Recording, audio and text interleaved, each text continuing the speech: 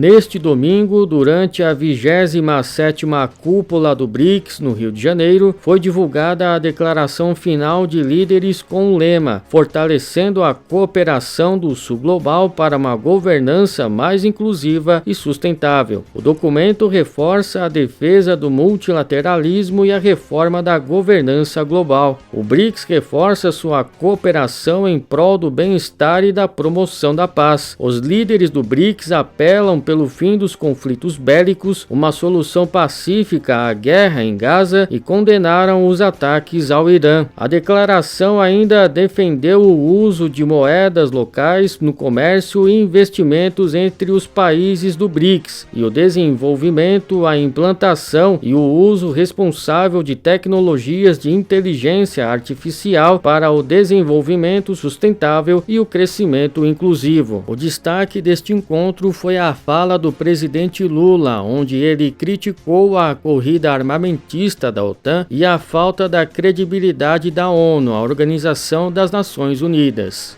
A recente decisão da OTAN alimenta a corrida armamentista.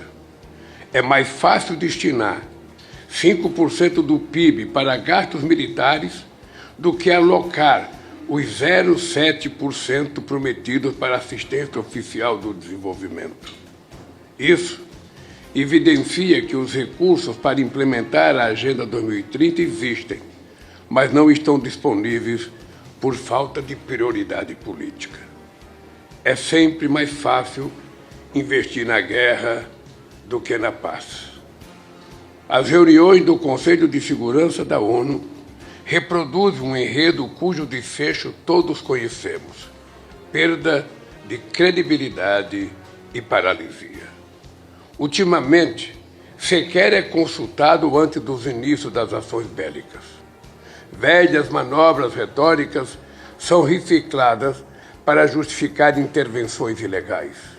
A Cúpula do BRICS, grupo formado por 21 países emergentes, vai até esta segunda-feira, dia 7, no Museu da Arte Moderna, no Rio de Janeiro. O encontro tem como foco duas prioridades: a cooperação entre países do Sul Global e as parcerias voltadas ao desenvolvimento social, econômico e ambiental. O Supremo Tribunal Federal condenou até o momento 643 acusados pela participação nos atos golpistas de 8 de janeiro de 2023. O balanço das condenações foi divulgado pela Procuradoria-Geral da República, órgão responsável pelas denúncias enviadas ao Supremo para responsabilizar as pessoas que invadiram e depredaram as instalações do Congresso, Palácio do Planalto e do Supremo. As condenações envolvem os executores dos atos, que foram apenados pelos crimes de associação criminosa armada, dano qualificado, deterioração do patrimônio tombado, abolição violenta do Estado Democrático de Direito e tentativa de golpe de Estado. O tempo de prisão varia entre 13 e 17 anos, além do pagamento solidário de R$30 milhões pelos danos causados pela depredação de obras de arte, móveis históricos, estofados, aparelhos eletrônicos, entre outros. Segundo a PGR, além dos condenados, outros 555 acusados de crimes menos graves assinaram acordo de não persecução penal proposto pelo MPF para suspender a ação penal em troca do cumprimento de medidas alternativas. Assim, no total, 1.198 pessoas já foram responsabilizadas pela invasão e depredação das sedes dos três poderes. A ocorrência de choques econômicos positivos, sobretudo em relação à indústria petroleira, pode contribuir para o aumento da criminalidade. Os efeitos dessa relação constam em artigo elaborado pelos pesquisadores Rodrigo Soares, professor de Economia do INSPER, e Danilo Souza, atualmente na Universidade de São Paulo, a USP. De acordo com o documento, uma elevação de 100% nos preços do petróleo está associada a um salto relativo de 9,9 homicídios por 100 mil habitantes em áreas petrolíferas. Exemplos dessa relação foram notados no norte do estado do Rio de Janeiro ao longo da expansão das operações da indústria petroleira na região por volta dos anos 2000. As cidades mais impactadas foram Maricá, Saquarema, Macaé, Campos dos Goytacazes, Araruama e Niterói.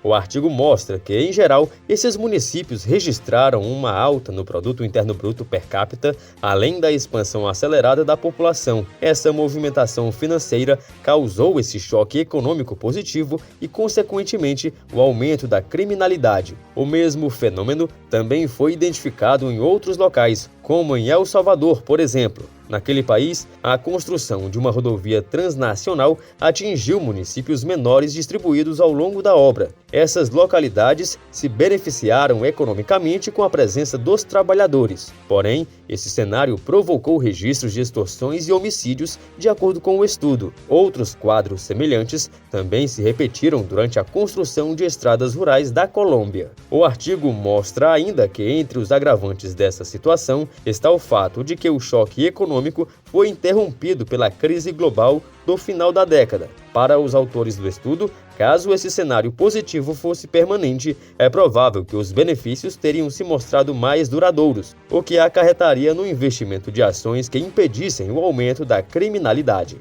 Reportagem Marquesan Araújo. O projeto que propõe o fim da escala de trabalho 6x1 e a redução da jornada para 4 dias por semana reacendeu o alerta no setor produtivo. A PEC 8 de 2025, em análise na Câmara dos Deputados, pode representar um aumento de até 30% no custo da folha de pagamento, segundo o relator da proposta, o deputado federal Luiz Gastão, do PSD do Ceará. Todo o setor produtivo está preocupado, os pré-estudos que estão chegando ao nosso conhecimento, poderá ocorrer um aumento de até 30% no custo da mão de obra em relação à folha de pagamento. E às vezes querem colocar de forma errônea de que o empresário é o grande vilão, muito pelo contrário. O empresário é quem gera emprego, é quem gera renda, porque quando você paga a folha de pagamento, você está pagando salário. E esses salários são renda, e essa renda alimenta o consumo, que esse consumo alimenta os impostos que são pagos, que esses impostos vão fazer com que a gente possa manter saúde, educação, segurança, ou seja, toda a questão da máquina. A proposta foi apresentada pela deputada federal Érica Hilton, do PSOL de São Paulo, e pretende reduzir a jornada semanal para 36 horas, abolindo o modelo atual que permite ao trabalhador atuar por 6 dias com 1 de descanso, o chamado 6x1. Uma audiência pública está prevista para agosto, mas segundo o relator, os dados preliminares já apontam impactos negativos. A preocupação também é compartilhada pela Confederação das Associações Comerciais e Empresariais do Brasil, a CACB, que representa mais de 2.000 entidades empresariais em todo o país. Para o presidente em exercício da entidade, Ernesto João Reck, o momento atual não é adequado para esse tipo de mudança. O Brasil está passando por transformação, precisamos nos ajustar em diversos segmentos. Teremos problemas de